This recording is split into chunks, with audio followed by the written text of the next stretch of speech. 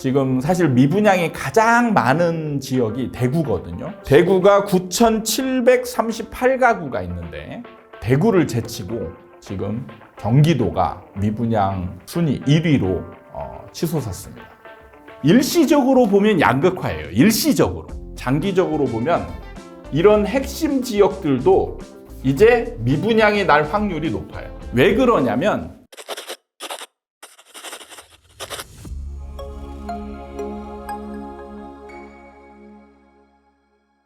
반갑습니다. 아파트 사이클 연구소 소장 이현철입니다. 자, 오늘은 서울 부동산 시장과 경기도 부동산 시장, 그러니까 수도권 시장이 굉장히 지금 상승 움직임이 강한 그런 시장이 펼쳐지고 있는데, 그런 와중에 경기도의 미분양 데이터를 봤더니 지금 사실 미분양이 가장 많은 지역이 대구거든요. 대구가 9,738가구가 있는데 대구를 제치고 지금 경기도가 미분양 순위 1위로 치솟았습니다. 그리고 최근에 약 17% 정도 그 미분양 수치가 급격하게 상승하는 그런 상황이 만들어졌습니다. 그래서 왜 그런 상황이 만들어졌는지, 그리고 특히 이제 어떤 지역들이 미분양이 많이 늘어났는지, 그리고 이런 것들이 경기도 부동산 시장에, 그리고 나아가서는 서울 시장에도 영향이 있을지, 이런 부분에 대해서 한번 분석을 해보도록 하겠습니다. 자, 첫 번째는 어느 지역이 좀 미분양이 많이 늘었는지 한번 살펴보도록 할게요. 보면은 미분양이 최근에 가장 많이 지금 는 지역이 평택입니다. 평택. 지금 3,289가구. 지금 주요 단지로서 보면 평택 브레인시티 중흥 S클래스, 그리고 평택 화양 동문 D 이스트, 그 다음에 지제역 반도체 밸리 해링턴 플레이스. 비중이 높게 미분양이 나면서 평택의 미분양 수치를 급격하게 끌어올리고 있는 중이고요. 두 번째로 많은 도시가 안성입니다. 안성. 총 1,274가구가 미분양인데, 안성 같은 경우에는 안성, 당왕, 경남 아너스빌, 하이스트, 안성 하우스토리 퍼스트시티. 진짜 그 시부모님 오시면 아파트 찾지도 못할 것 같아요. 이름들이 너무 어렵고 길어요. 어쨌든 안성에서 1,274가구가 지금 미분양이 났고, 비중이 좀 높아요. 경남 아너스빌 하이스트 같은 경우는 976가구 가운데 576가구, 총 60%가 넘는 숫자가 지금 미분양이 나 있습니다. 60%. 그 다음에 더 심한 거는 안성 하우스토리 퍼스트시티. 이게 474가구 가운데 406가구. 거의 90%에 육박하는 비중으로 지금 미분양이 나 있습니다. 지금 미분양 비율이 굉장히 좀 높은 편이에요. 그러니까 제가 경험에 의하면 이런 것들은 이제 상황이 막 갑자기 변하지 않으면 팔리기가 굉장히 어렵습니다. 팔기가. 그리고 그 다음에 이제 많은 도시가 이천시죠. 이천시가 롯데캐슬 센트럴 페라즈 스카이. 더 어려워요. 더 갈수록 어려워집니다. 이게 이제 801가구 중 677가구. 이것도 거의 80% 육박하는 숫자로 미분양이 나 있습니다. 평택, 안성, 그 다음에 이천. 어떻게 보면 경기도의 남동부 쪽으로 지금 집중이 되어 있다. 미분양이 많은 숫자가. 이렇게 보시면 될 것 같은데, 이런 데이터를 보고 소위 말하는 양극화인지, 아니면 경기도 시장에 또 그 확산돼서 영향을 미칠지, 그 부분에 대해서 한번 분석을 해보겠습니다. 일단은요, 원인을 한번 봐야 되는데, 원인.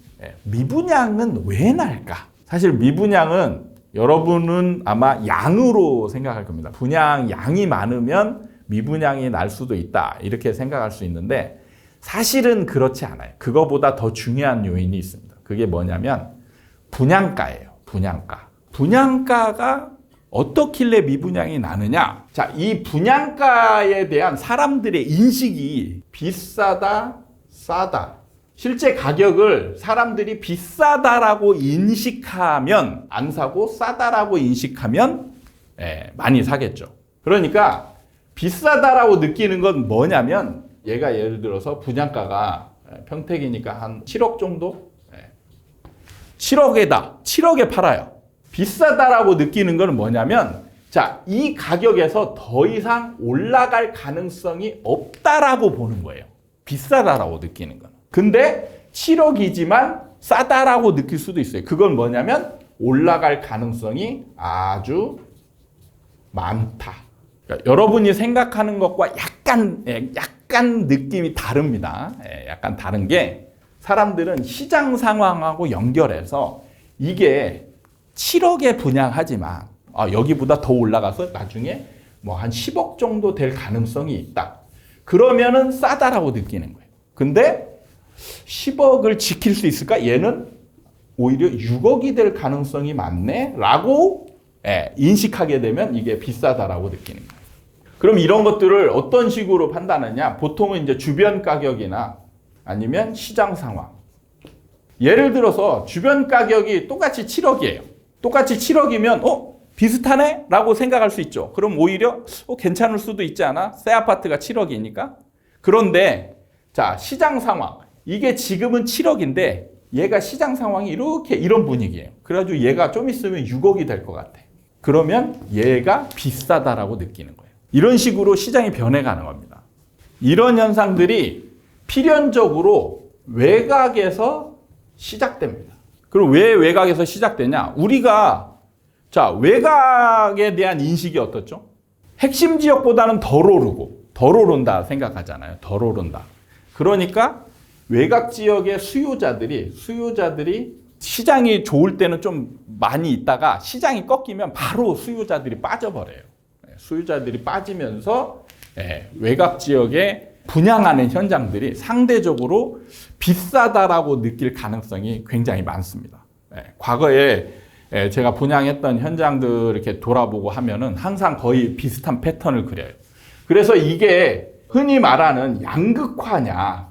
일시적으로 보면 양극화예요. 일시적으로. 왜냐하면 지금 당장 보면 핵심 지역은 미분양이 안 나고 오히려 경쟁률이 높아요. 분당이나 동탄이나 뭐 이런 데 가보면 이런 데 분양하는 것들은 또 경쟁률이 높습니다. 그런데 장기적으로 보면 이런 핵심 지역들도 이제 미분양이 날 확률이 높아요.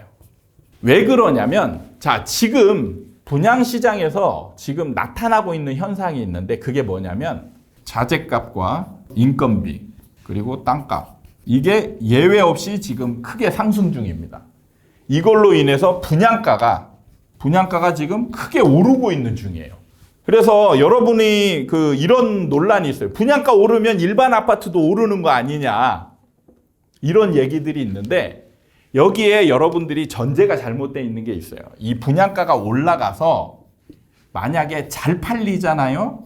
그러면 여러분이 생각하는 게 맞습니다.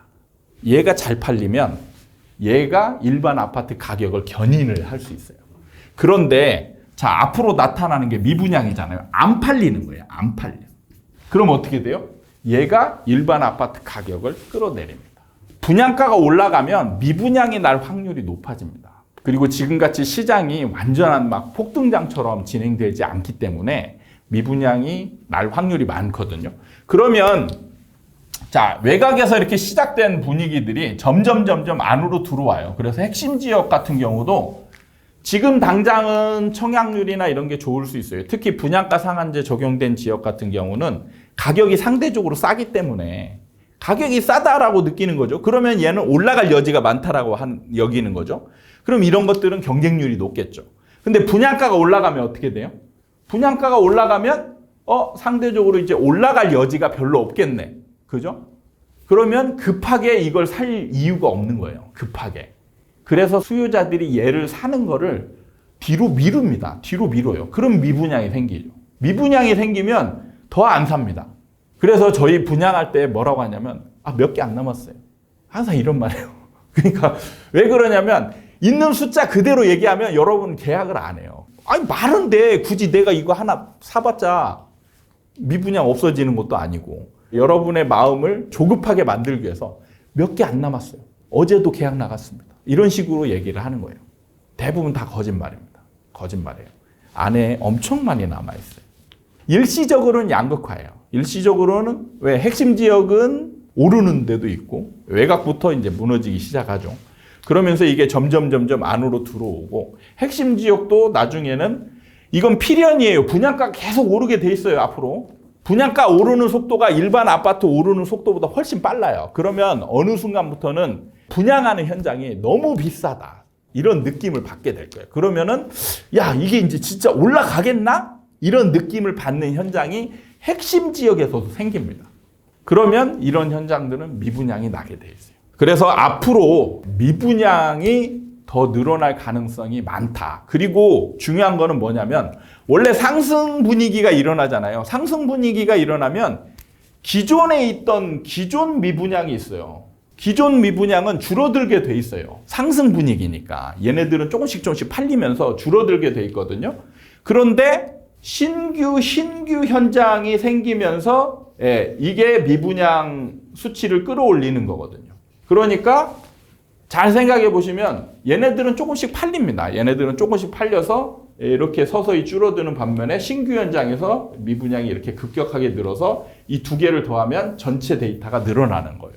앞으로 이렇게 될 확률이 굉장히 많습니다. 심지어 지금 그래프를 보시면 굉장히 좀 속도가 빨라요. 지금 경기도 미분양을 보면 2022년 12월을 거의 최고점을 찍다가 빠져요. 그러니까 이게 약간 상승 분위기가 일어나니까 빠지죠. 당연히 빠집니다. 그러다가 고분양가 느낌이 나는 순간부터 지금 미분양이 급격하게 늘고 있어요. 자, 지금부터는 이제 미분양 수치는 무조건 거의 늘어나는 추세로 가게 되는 거예요.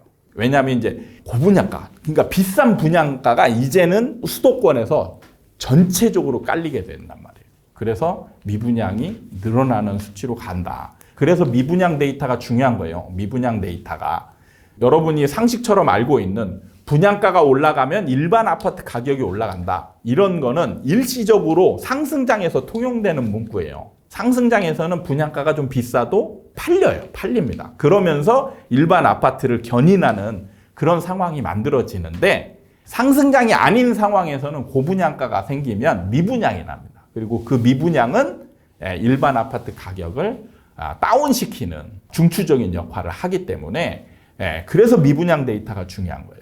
이 데이터를 보고 여러분들에게 상황을 좀 전파를 해야 되겠다라는 측면에서 시장 분석과 함께 미분양 데이터를 분석하는 그런 시간을 가졌습니다. 도움이 되셨다면 구독과 좋아요 꼭 눌러주시고 다음에 더 좋고 여러분들에게 도움이 되는 영상으로 찾아뵙도록 하겠습니다. 감사합니다.